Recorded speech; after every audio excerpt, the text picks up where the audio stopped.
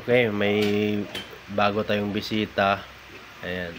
Ang problema, sabi ng driver, may hazard siya, pero yung signal light wala.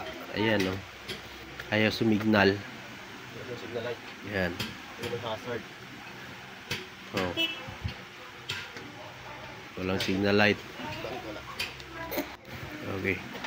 Tingnan natin yung relay. Luma na kasing elf to.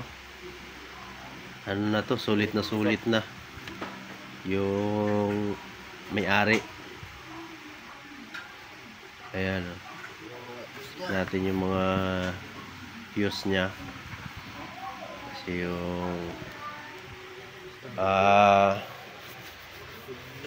manual ng fuse nya ito, lumang luma na rin, wala na yung ibang pangalan.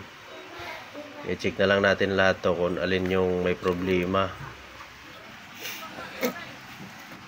Okay. Okay naman to. Hanap na lang natin yung may problema rito. Kung mayroon bang busted na fuse. Parang wala naman. Okay pa yung mga fuse. Sa fuse. Tingnan natin dito. Okay. Tingnan natin yung dito, combination switch nya ito. Tinanggal ko na yung cover ng manibela. So, tanggalin natin itong sa luma, parang hindi hirap na tanggalin to. Pinalawang na. Binasa ko na ng WD-40 pero tigas pa rin. Pati yung switch niliguan ko na rin para medyo makunat. Ito yung manibela. Ayan, pinupukpok ko na nga ito. Pero ang tigas, ayaw umatras, kinakalawang na. Ngayon pahapon na hindi ko talaga matanggal. Kaya ginawa ko, ayan, sinilip-silip ko na lang yung ilalim ng switch kasi bala ko saan natanggalin kasi tingnan ko yung loob ng switch. Kaso lang ang tigas ng manibela kaya hinahanap ko yung common nya. Bakit walang signal light? Ayan, ito yung common nya. Nakita ko siya, putol pala siya. Ayan, sinubukan ko munang dinirect. Tapos pag dinirect naka ko ini-switch yung combination switch nya sa signal light. Baklas to kasi sobrang kalawang. Ayan, nakita ko umilaw siya. Ayan. Pero hindi pa yan nakadaan sa plus relay. Ayan. Ayan yung left nya. Right. Tapos ito yung right. Ayan. Ibig sabihin, ito yung problema nya. Okay.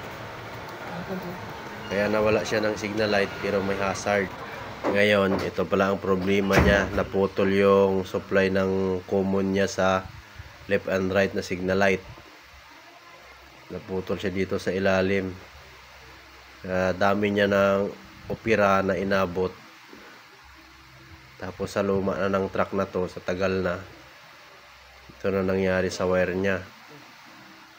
Dating sinugatan yung wire tapos nagkaroon ng corrosion. Ayan, oh. Ayan, parang nag-abo. Ayan, naputol. Ayan, oh. Ito yung putol ng common wire na common ng switch. Yung pumunta sa switch na common ng left and right na signal light. Ito yung kaputol. Kaya nawala. Ngayon gagawin natin dito kasi malapit na magdilim. Hapon na kasi, mga alas 5 na mahigit. Ayan, oh. Nag-abo siya. Kaya nawala ng supply yung signal light. Gawin natin dito, dudugtong na lang natin tsaka i-tape tapos balutan natin ulit tong linya nya. Ito lang naging problema nya, naputol yung common na wire, yung papunta sa combination switch ng left and right na signal. Kaya wala siyang signal light pero may hazard light siya. Okay. Ito lang yung problema guys. Kaya nawala ng signal light. Ayan o. Kumikislap na siya. Ayan, okay na yan. Okay na yung problema niya. Kasi ito lang yung sumbong ng driver. Ito lang problema. Okay. Babalutin ko, dudugtong ko na lang ito. Tapos babalutin ko ng tape. Tapos ayos na. Okay. Maraming salamat sa panonood nyo. Sana may nakuha kayong idea kung mangyari sa inyo yung ganitong problema sa mga truck nyo.